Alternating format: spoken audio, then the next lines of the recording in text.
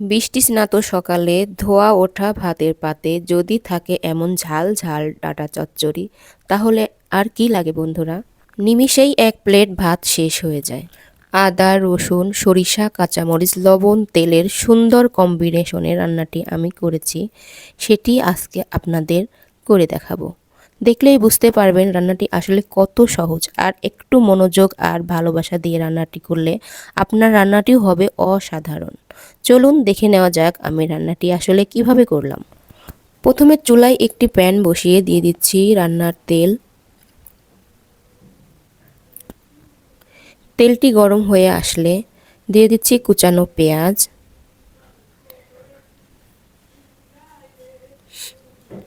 এই পেঁয়াজটি আমি ব্রাউন করে ভেজে নিব।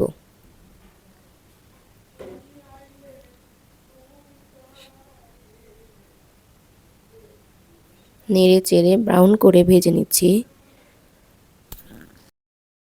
দেখুন ব্রাউন কালার হয়ে গেছে। এখন আমি বাটা মশলাগুলো অ্যাড করব। প্রথমে আমি দিয়ে দিচ্ছি আদা বাটা, রসুন বাটা, জিরা বাটা আর পেঁয়াজ বাটা। আমি রান্নায় সবসময় চেষ্টা করি তৎক্ষণাৎ বেটে রান্না করতে। আপনারা সময় থাকলে বেটে রান্না করবেন, নইলে ফ্রিজের বাটা মশলা দিয়েও করে নেওয়া যাবে। এই মশলাগুলোকে আমি ভালো করে কষিয়ে নিচ্ছি। এ পর্যায়ে চুলার জালটা অবশ্যই লোতে রাখবেন, নইলে কিন্তু মশলা পুড়ে যাবে। মূলত রান্নার এই সময়টুকু একটু ধৈর্য ধরে করতে হবে। ভালো করে ভেজে নিচ্ছি। চচ্চড়ি রান্নার অন্যতম প্রধান উপাদান হচ্ছে সরিষা। আমি 3টা কাঁচামরিচ সহ একটু সরিষা নিয়ে বেটে নিয়েছি। এটি এখন এই বাটা মশলায় মিশিয়ে দিলাম, দিয়ে আবারও কষাতে থাকবো। এভাবে নেড়ে চেড়ে সুন্দর করে আপনারা কষিয়ে নেবেন। একটু পানি অ্যাড করে দিচ্ছি যাতে মশলাগুলো পুড়ে না যায়।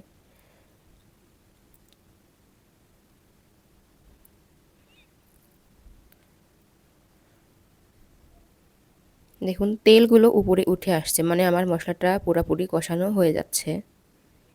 এখন আমি গুঁড়া মশলাগুলো অ্যাড করব। দিয়ে দিলাম হলুদের গুঁড়া, দিয়ে দিচ্ছি একটু মরিচের গুঁড়া। আমি সরিষাতেও কিন্তু 3টা কাঁচামরিচ দিয়েছি, সেজন্য একটু হিসাব করে মরিচের গুঁড়াটা দিবেন।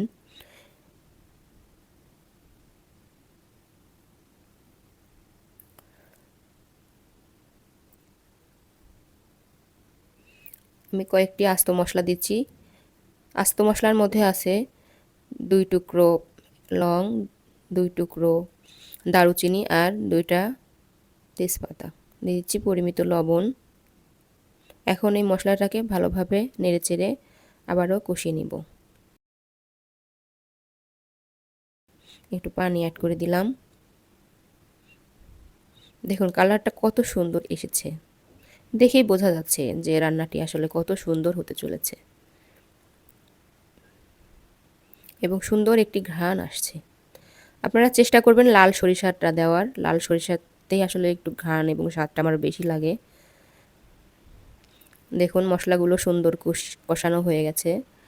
এখন আমি কেটে রাখা চচ্চড়ি ডাঁটাগুলো দিয়ে দিচ্ছি।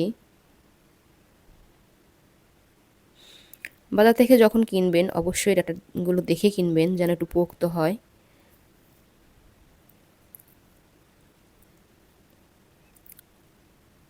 নেড়ে চেড়ে ভালো করে মিশিয়ে একটু কষিয়ে নেব।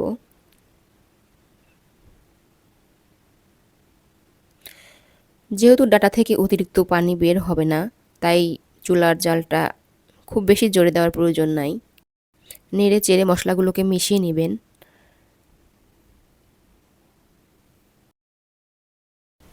একটু পানি অ্যাড করে দিচ্ছি। সবসময় আমি রান্নায় অল্প করে পানি অ্যাড করে থাকি, এতে রান্নার স্বাদটা বহুগুণ বেড়ে যায়। অতিরিক্ত পানি দিলে স্বাদটা একদম নষ্ট হয়ে যায়।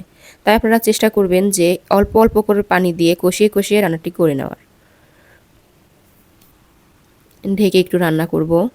এটি সিদ্ধ হতে খুব বেশি সময় লাগবে না। দেখুন রান্নার কালারটা কত সুন্দর এসেছে, দেখেই বোঝা যাচ্ছে যে অনেক টেস্ট হবে রান্নাটা।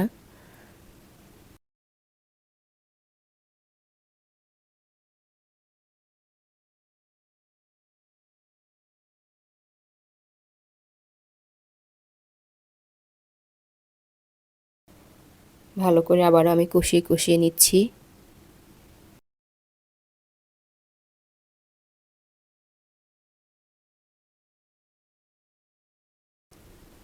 পানিগুলো একদম শুকিয়ে গেছে, আবার একটু আমি পানি দিয়ে নিচ্ছি। এভাবে অল্প করে করে পানি দিয়েই রান্নাটি করে নিতে হবে। সাইড থেকে অতিরিক্ত মশলাগুলো আমি নামিয়ে নিলাম।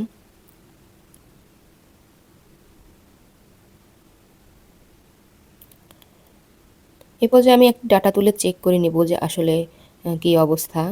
দেখুন প্রায় সেদ্ধই হয়ে গিয়েছে। এখন আমি আরও একটু এটাকে কষিয়ে নেব, কারণ উপরের ডাটাটা শক্ত থাকে, উপরের অংশটা একটু শক্ত থাকে। এটি একটু নমনীয় হতে সময় লাগবে, সেজন্য আমি আরও একটু রান্না করে নিব। অফ ক্যামেরায় আমি আরও একটু পানি দিয়ে নিয়েছি।